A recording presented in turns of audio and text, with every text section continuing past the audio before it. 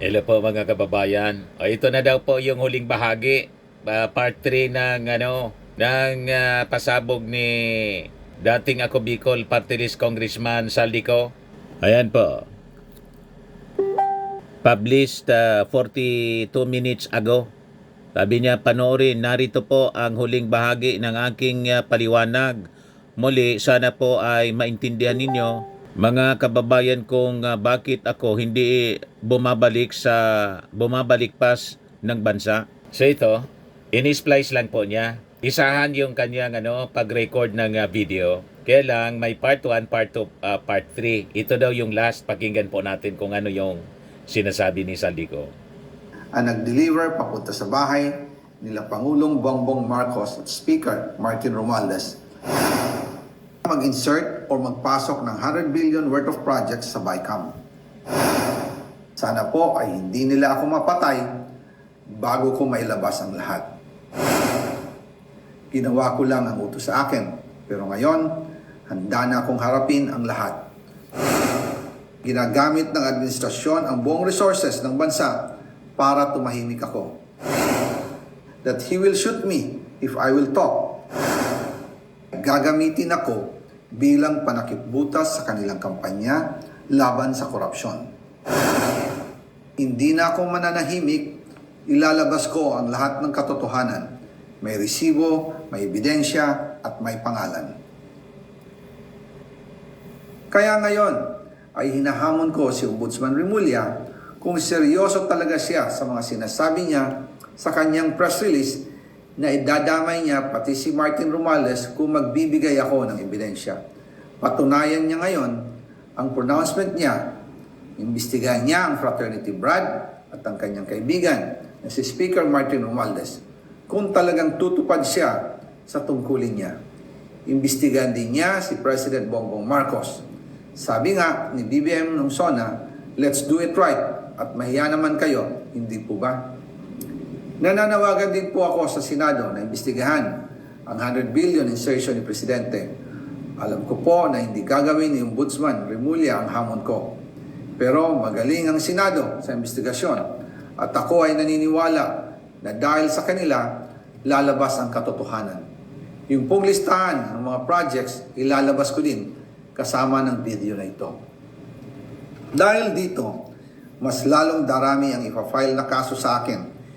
Ginagamit ng administrasyon ang buong resources ng bansa para tumahimik ako, para masira ang aking kredibilidad. Darami din ang banta sa buhay ko at ng aking pamilya. March 2025 pa lang, si Speaker ay nagpaparinig na sa akin sa aming meeting that he will shoot me if I will talk. At pagkatapos niyang sabihin sa akin in a phone call na, don't come home, we will take care of you, tumawag ulit si Speaker Martin at sinabihan niya ako na pag umuwi ako will be dangerous. Kasi they might hire someone to do a rub out on me or hire the police to kill me while in jail. Una pa lang ito sa mga gusto kong ibunyag. Marami pa akong dadalhin sa liwanag. Isa na dito ay yung kay Henry Alcantara, ang DPWH boys, ang sinasabi nilang halaga sa ICI ay 21 billion. Hindi po totoo yan. Ang totoong numero ay 56 billion pesos at yung pong halaga na yan ay kay Pangulong Bongbong Marcos at Martin Romualdez na punta lahat. Ilalabas ko po ang buong detalye sa darating na mga araw. Kaunting pasensya pa po. Sana po ay hindi nila ako mapatay bago ko mailabas ang lahat. Sa inyong lahat sa Pilipinas, lalong-lalo na sa aking pamilya, taos-puso akong humihingi ng paumanhin. Ginawa ko lang ang utos sa akin, pero ngayon, handa na akong harapin ang lahat. Uulitin ko po, yung pong pera, wala pong napunta sa akin. Dumaan lang po ang pera sa akin para i-deliver kay Speaker Martin Romualdez at Pangulong Marcos. Salamat sa inyong pag-unawa. So yan po ang last part. Binantaan daw siya mismo ni Speaker Martin na ipapapatay siya. O ngayon, ulitin natin yung naging statement mismo ni Attorney Regal Oliva. Ayan po. Naniniwala yung mga Duterte kasi sila yung magkikinabang dito sa malinaw na propaganda po. You see? Kahit po yung DDS vlogger pong si Atty.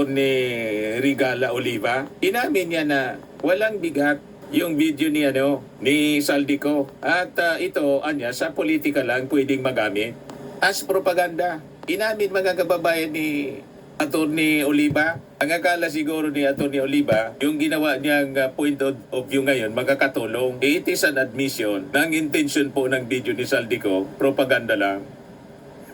Walang bigat.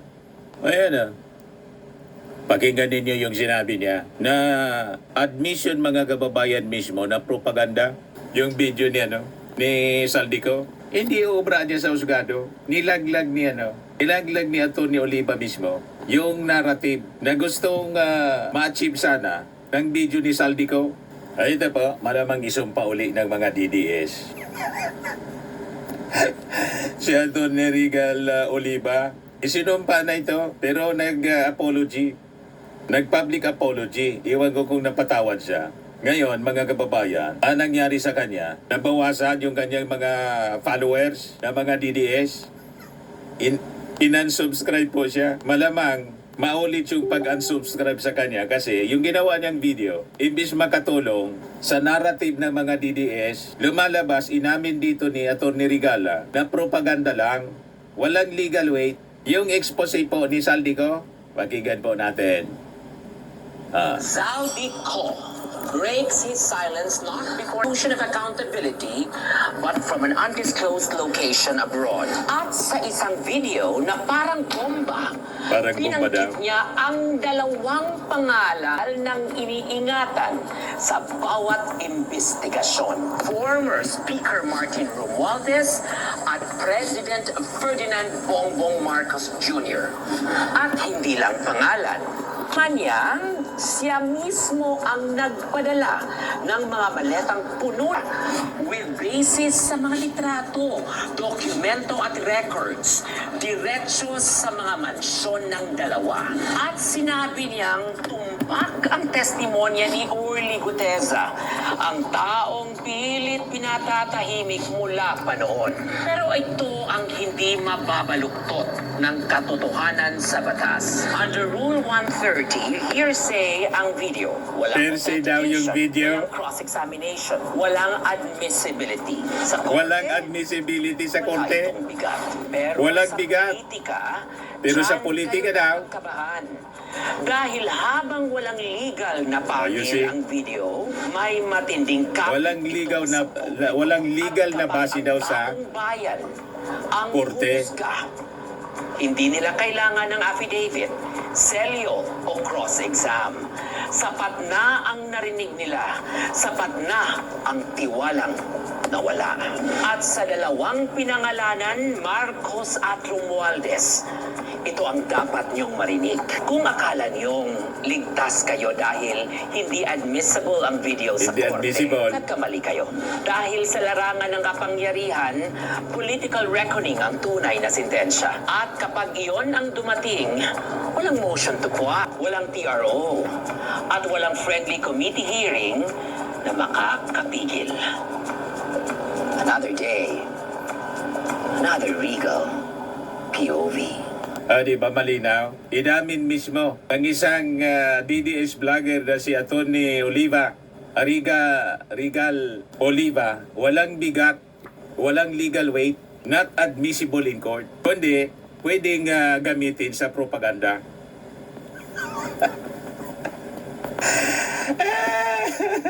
So malinaw mga kababayan, ang intention lang talaga kahit mismo sa kanilang propagandista na DDS na ang intensyon ng video mga kababayan malinaw po, gamitin lang sa propaganda. At sa kasigutesa daw ang taong pilit na pinapatahimik. Ano nga pilit na pinapatahimik na inimbita ulit sa Senado ni Ping Lacson. Wala na, nagtago na po. At ginastify ni Marcoleta at ni Amy Marcos yung hindi pag-attend. So fake news, mga kababayan, yung sinasabi po, mali. Ang sinasabi ni Atty. Oliva na pilit pinapatahimik. Walang pilit pinapatahimik. Pinagsasalita nga. Kaya lang, hindi na nag-appear. Kasi nga, na-discover yung kanyang affidavit, yung notaryo, fake. Di ba? Pero ang malinaw dito sa sinabi ni Atty. Oliva, hindi tatayo sa husgado. Ang video po ni Saldico, ulitin natin, napakalinaw. Tatahimik mula pa noon. Pero ito ang hindi mababaluktot ng katotohanan sa batas. Under Rule 130, hearsay ang video. Hearsay. Walang authentication, walang cross-examination, walang admissibility. Walang korte, admissibility sa korte. wala itong bigat. Walang Pero bigat sa korte. politika, Sa politika daw mayroon kasi propaganda. dahil habang walang legal na pangil ang video, may matinding kapit ito sa publiko. At kapag Yung ang mauuto. taong bayan ang humusga, hindi nila kailangan ng affidavit, selyo o cross-exam. Sapat na ang narinig nila. Sapat na ang tiwalang nawala. At sa dalawang pinangalanan, Marcos at Romualdez, You see? ito ang dapat niyong marinig.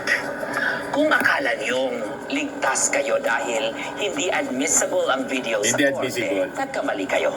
Dahil sa larangan ng kapangyarihan, political reckoning ang tunay na sintensya. At kapag iyon ang dumating, walang motion to quash, walang TRO, at walang friendly committee hearing na makakapigil. Another day, another Regal POV.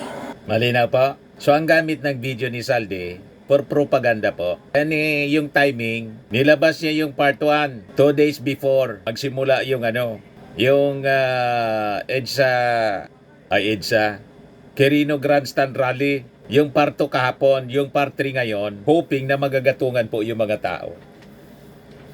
Wala po Inulan. At malang hindi po tumagal sa lamig, mapulmonya, magsipag-uwian na yung mga nabasa. Ano ba pa? Mga kababayan, tama itong sabi ni Yayam Dizon. Sabi ni Yayam Dizon, alam niyang hindi niya malulusutan ng daming ebidensyang nilalabas ngayon. Kaya todo acting, todo drama, todo diversion. Hindi ito ang kwento ng whistleblower. Kwento ito ng isang taong nahuli sa sariling bitag. Tama rin ang sabi ng Pangulo, may makukulong bago magpasko.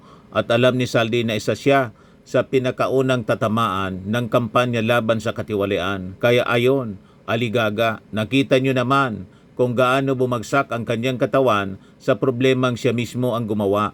Ang naisip na lang niya, lifeline, ay makipag-deal sa mga Duterte. Ang plano nila, simple pero garapal, ibagsak si PBBM, isalpak si Sara, ayusin ang kalbaryo ni Saldi. Kasi kung si Sara ang maupo, alam natin kung sino ang unang magkikinabang. Tuloy ang digaya, tuloy ang racket, tuloy ang buhay ng mga tulad niyang akala mo'y untouchable. Pero sa ilalim ng administrasyon ni PBBM, hindi pwede ang ganitong laro.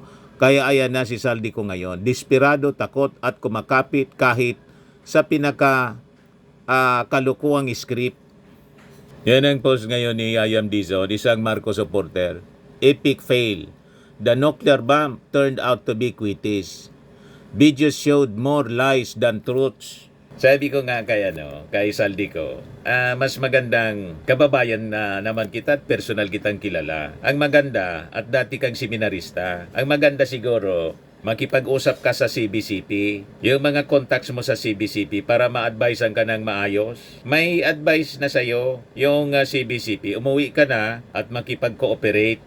At yung ating Pangulong Bongbong Marcos naman po, ang sabi niya, kung aayusin lang naman ng mga contractors, hindi lang po kayo, lahat ng contractors na sumabit, yung mga ghost projects gawin. Yung mga substandard, ayusin. Wala na niya tayong pinag-usapan. Yun lang naman ang objective ng ating Pangulo. Kaysa ito po, nagpagamit kayo sa mga Duterte na dati inaway ninyo at inaway din kayo. Mahirap magtiwala sa ganun po. Di ba?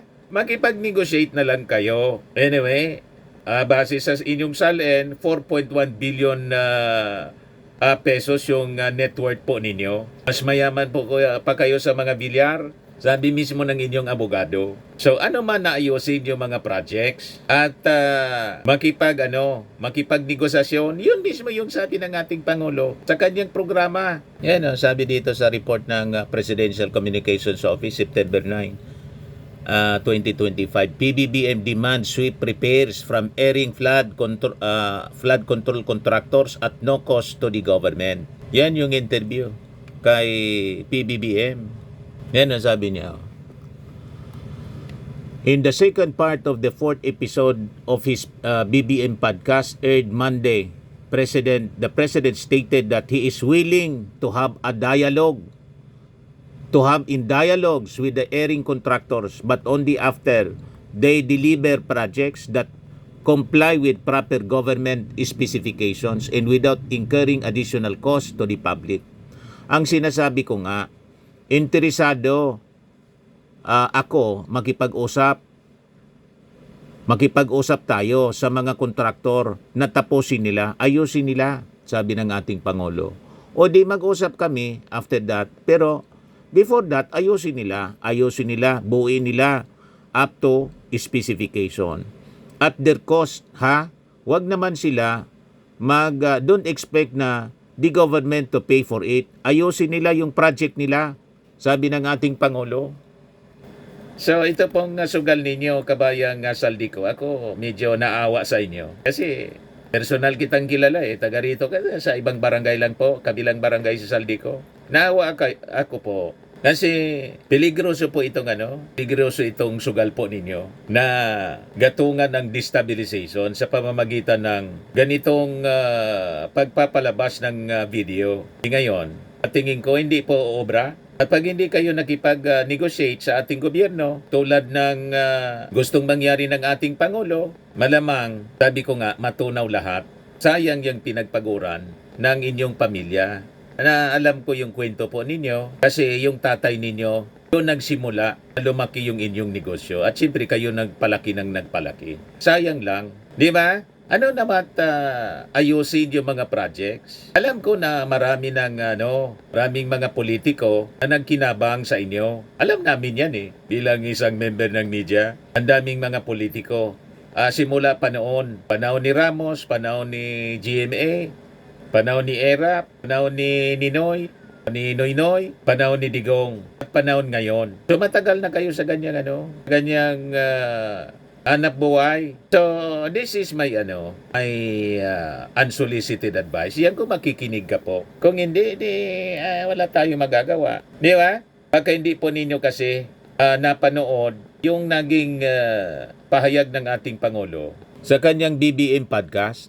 Yan ang sinasabi ko nga, interesado ako makipag-usap tayo sa mga kontraktor. Ayusin nila.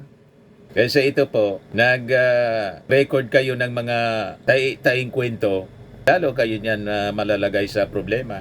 Inakusa ninyo yung Pangulo, inakusa yung speaker na dating kaibigan ninyo. At ngayon, lumalabas, kumakampi kayo sa mga Duterte kasi ang magiging beneficiary yung mga Duterte. So ang duda ng iba, ay negosasyon na kayo sa mga Duterte na in case mapatalsik yung ating Pangulo, umupo si Sara, absuelto kayo. Yan ang tingin ng marami kung bakit kayo gumawa ng ganitong uri ng video.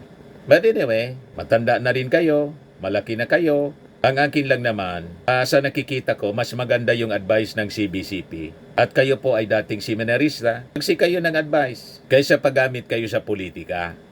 Di ba pa? Ang dami pa naman ng gagatong. Tingnan ninyo ito. Huwag ka muna umuwi, Saldi, unless gusto mo maging Saldico International Airport ang lalapagan mo. Referring to NAIA, pinangalan kay Ninoy Aquino International Airport kasi napatay sa tarmac. Sa history mga kababayan, yung nagpapatay kay Ninoy, hanggang ngayon hindi man po malaman kung sino. Di ba? Gusto ngang pabuksan ng ating Pangulo, ayaw man po ni Chris Aquino kasi napatawad na daw nila yung nasa likod ng pagpatay. Pero lumalabas po doon sa testimony ni Sergeant Martinez, ibang pangalan, hindi man Marcos po, ibang pangalan yung sinasabi. Kaya lang, hindi na nakapagsalita si Sergeant Martinez kasi po, biglang na-aksidente po, binangga o nabangga. You see? Pero hindi Marcos yung sinasabi. Ang pangalan na nabanggit po, Danding, iwan ko kung sinong Danding yon. You see? So, malabo po itong sinasabi ni Rowena Gawanson. Lamang reputasyong ganon ang ating Pangulong Bongbong Marcos. ni si Martin Romualdez walang reputasyon na magpapatay ng tao. Siya pa nga ang gustong ipapatay. Di ba? Alam na ninyo kung sino yung nagbanta. Kailangan man ulitin ko pa. Yung mahilig magbanta po, yun mismong pinagtatanggol ni Rowena Aguanzon. Kaya malabo po ito na sinasabi niya. Yan o. Yan post niya mga kababayan. Huwag ka muna umuwi saldi unless gusto mo maging Saldico International Airport ng lalapagan mo. Lahat propaganda po at paninira sa Marcos Romualdez ang kanilang mga ginagawa. But anyway, hayaan natin sila na magsalita ng mga masasama basta't nasa atin po ang katotohanan. Okay pa? So iyon ang friendly advice natin sa ating aking kababayan na si Saldico. Kasi sayang yung mga pinagpaguran po ninyo at mahirap sumugal sa ganyan po. Mas maganda, ginagarantiya naman po ng ombudsman yung inyo pong security. Di ba? Ang importante, maayos ang mga pasukan po ninyong problema. Tama po, mga kababayan.